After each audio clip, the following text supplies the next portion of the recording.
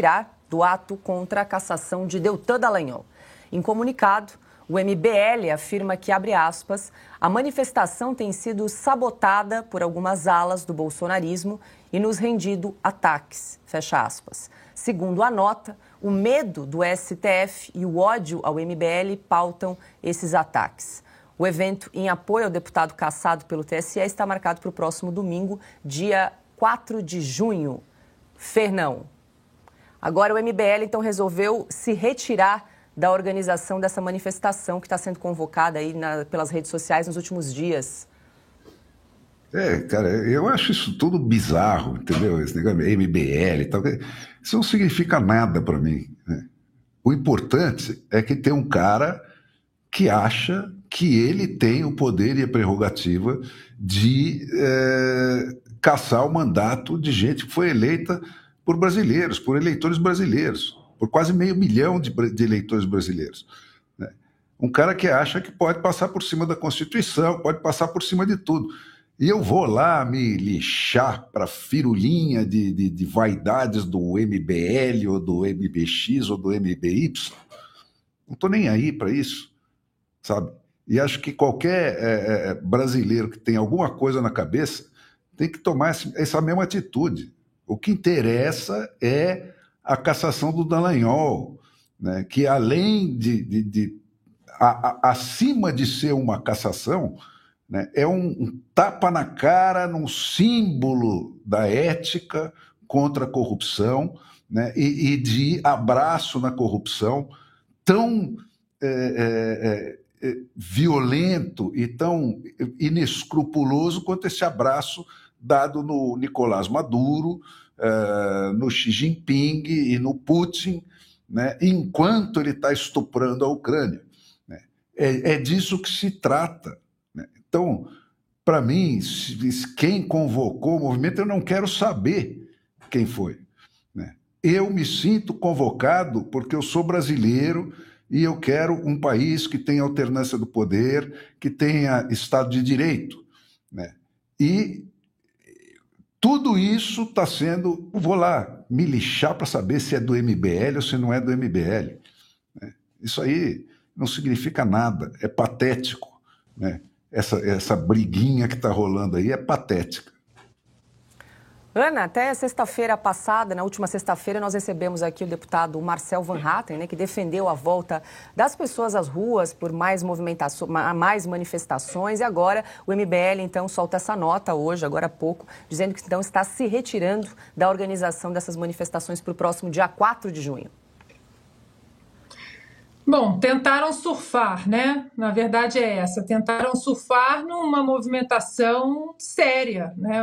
Acho que vale deixar registrado aqui mais uma vez que o deputado Marcel Van Hatten, ele vem mostrando, apontando as atrocidades jurídicas contra o país, contra Daniel Silveira, contra Anderson Torres, há muito tempo, há muito tempo.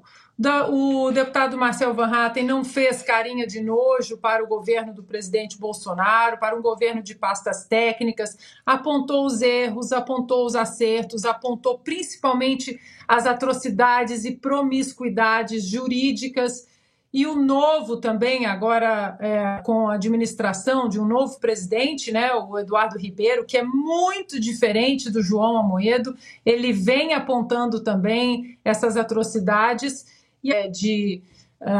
do Deltan Dallagnol, né? mais uma inconstitucionalidade cometida, e claro que a direita, muitos bolsonaristas também, outras pessoas, acho que não foi só bolsonarista não, Paula, eles ficaram, a gota d'água, para mim, ele não é, a gota d'água já aconteceu há muito tempo, gota d'água para mim é você prender um deputado federal por palavras proferidas num vídeo do YouTube. Por mais que você discorde daquelas palavras, um deputado federal protegido pelo artigo 53 da Constituição, a chancela ali da Câmara, a chancela da Câmara ilegal também na sua prisão, recebeu o seu indulto presidencial constitucional, esse indulto foi cassado, e aí teve gente que permaneceu em absoluto silêncio em relação a tudo isso. Hoje nós temos deputado preso, vai passar 8 anos na cadeia por palavras proferidas, uma pena muito maior do que estuprador e traficante, índio preso, humorista, centenas de presos políticos sem o devido processo legal, alguns com tornozeleira eletrônica em casa, cidadãos comuns sob o foro, sob a mão aí do STF, sem ter foro privilegiado. Então, para mim, Paula, nunca foi sobre quem chamou ou não a manifestação, mas a pauta que deveria ser colocada nas ruas. Eu vi aqui, por exemplo, que o Deltan Dallagnol acabou de tuitar. Em menos de 6 horas, 116 deputados federais assinaram hoje minha defesa na Câmara contra a minha cassação e me acompanharam durante a entrega da defesa na Corregedoria. União exemplar de parlamentares de diferentes partidos e ideologias preocupados com uma única coisa: os rumos da democracia no Brasil. Já defendemos aqui o Deltan Dallagnol e mostramos essa atrocidade jurídica inconstitucional contra ele. Mas eu deixo aqui a pergunta: e o deputado Daniel Silveira? Ninguém vai falar do deputado Daniel Silveira, preso inconstitucionalmente, do Anderson Torres? A Câmara vai, de maneira correta, vai se unir em relação ao Deltan Dallagnol e vai abandonar um deputado votado pelo presidente? Não dá, para mim nunca foi sobre quem está organizando, mas a pauta. Mas não tem como não falar, né, desse grupo que, para mim, é um grupo parasita, tentou surfar agora nessa onda do Deltan Dallagnol. E para linkar com o meu comentário anterior, foi um grupo que se alinhou à esquerda comunista. Se alinhou à esquerda comunista, que demoniza a propriedade privada, que não respeita o limite da dignidade humana, do Estado de Direito, uma esquerda comunista que aplica o terror físico, o terror mental, tudo isso para derrubar o governo do presidente Bolsonaro. Então não dá para simplesmente ignorar que essa turma não se alinhou aos sociais-democratas, eles se alinharam a comunistas. Isso é muito grave. Essa turma pediu nossa cabeça durante a pandemia, quando nós defendemos a liberdade individual de vacina, de tratamento, uma liberdade individual que cada um tem que ter com seu médico. Nos chamaram de negacionistas. Então, isso tudo, para mim, cai no mesmo pacote, Paula. No entanto, quem chamou ou não chamou é segundo plano. O mais importante é a pauta. Se não colocarmos nessa pauta o Índio Sererê, o deputado Daniel Silveira, Anderson Torres, humorista, o do Deltan Dallagnol, que foi ilegalmente cassado, com 2 S's e com C cedilha. Palavras de ordem que eles estão propondo: liberdade, justiça e democracia. Me parece que nessas 3 palavras, todas essas pautas levantadas pela Ana Paula podem ser abraçadas, né? É o seguinte, o Brasil está ameaçado de deixar de ser definitivamente uma democracia. O Brasil já não é uma democracia. Isso é que interessa. Isso é que interessa. Eu nem menciono o nome dessa sigla, não tem a menor importância. Porque quando há uma manifestação que precisa acontecer para que o povo manifeste a sua vontade, e 99% do povo não sabe o que significa essa sigla, você tem de se manifestar e você está livre para gritar todas as palavras de ordem. Eu participei de manifestações que tinha lá intervenção militar. O sujeito está querendo uma babá para dizer como é que ele deve votar, né? Intervenção militar, o Exército tem que decidir por mim. O que eu posso pensar de gente assim?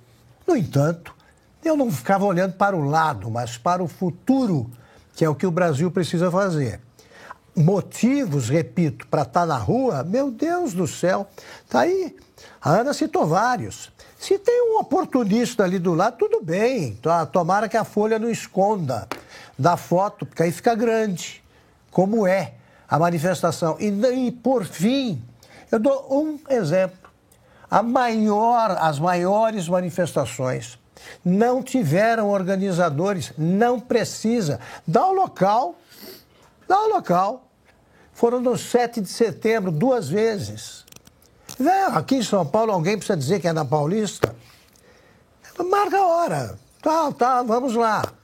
Porque a organização só se presta a montar caminhões. Monta um caminhão aqui, outro caminhão ali, ninguém presta atenção em orador de passeata.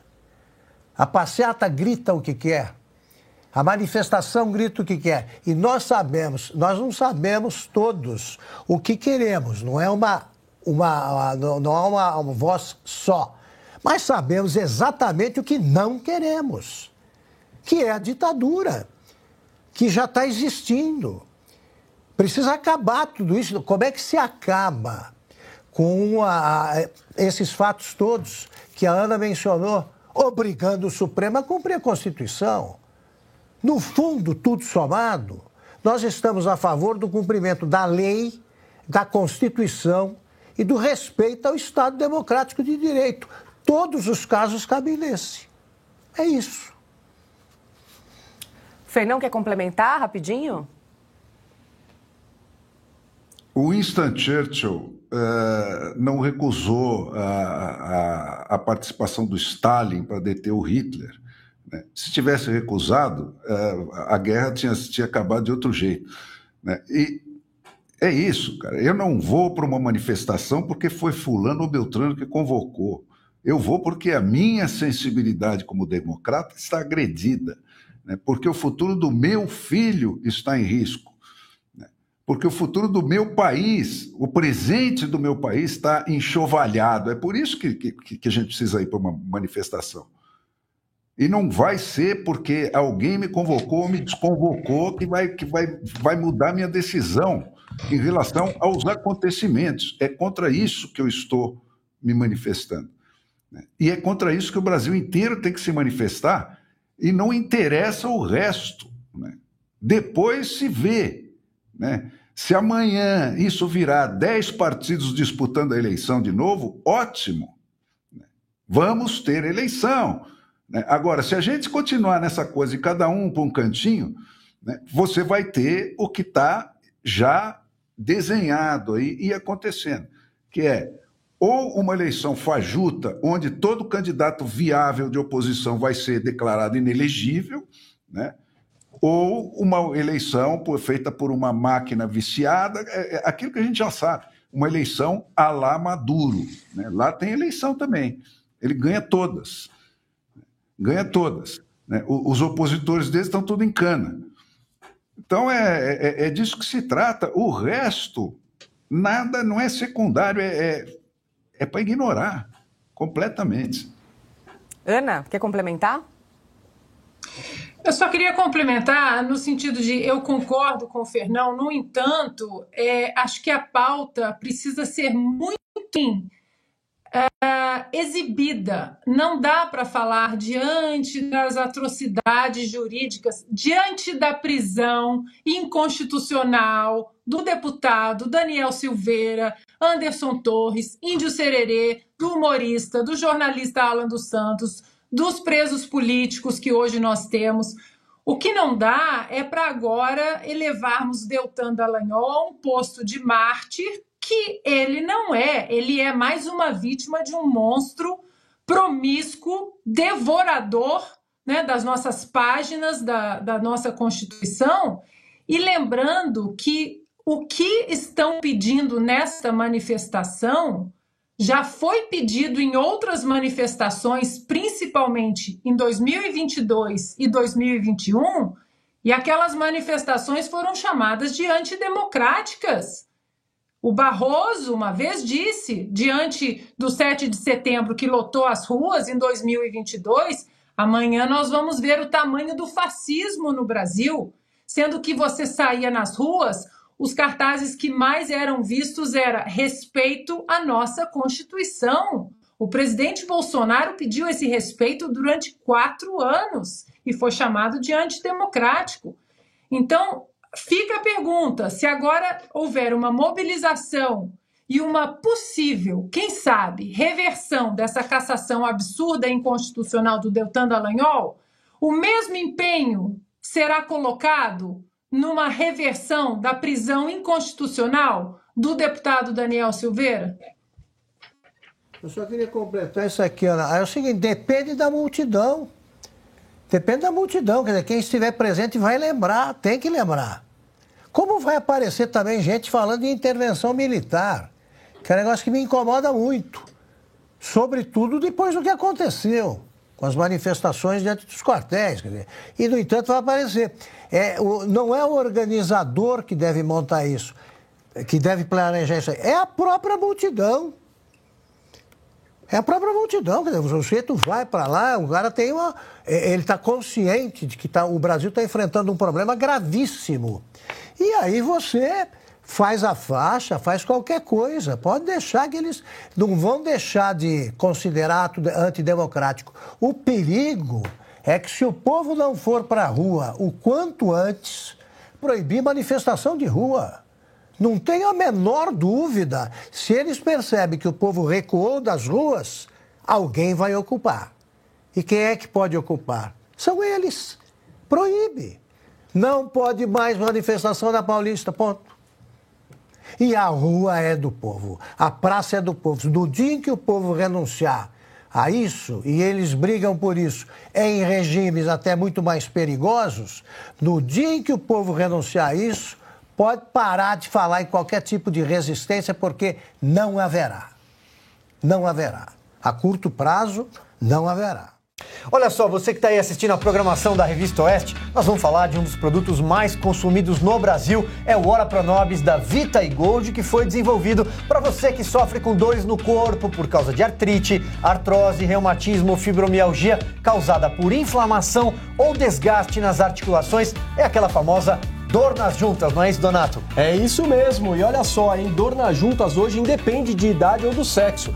Tem gente que foca nos afazeres da casa, do trabalho e acha que conviver com a dor é normal. O que você não pode é se acostumar com a dor. Se você sente dor é porque tem alguma coisa errada e precisa ser tratado. O Ora Pronobis, que é uma planta completa, vai tratar o foco da sua dor. E o Ora Pronobis da Vita e Gold é super concentrado, tem procedência garantida e foi desenvolvido para atuar diretamente no foco da sua dor.